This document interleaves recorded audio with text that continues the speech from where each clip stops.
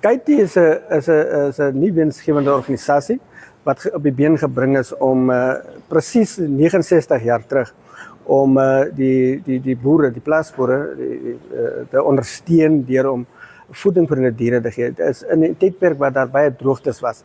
Toe het hulle saamgekom en so is 'n klein bazaar. Die organisasie, dit was dit keer maar so op skou vereniging. Onder die naam het hulle geopereer. Hulle het dit gedoen om eenvoudig die boere te ondersteun, want hulle het deur 'n baie groot droogte gegaan daai tyd. En so dis maar opgebou tot waar ons vandag staan.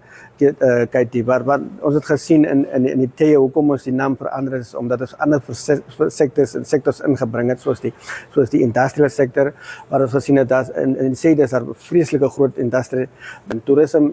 As jy kyk in die suide is dat een van die grootste toename is in die suide weens die toerisme.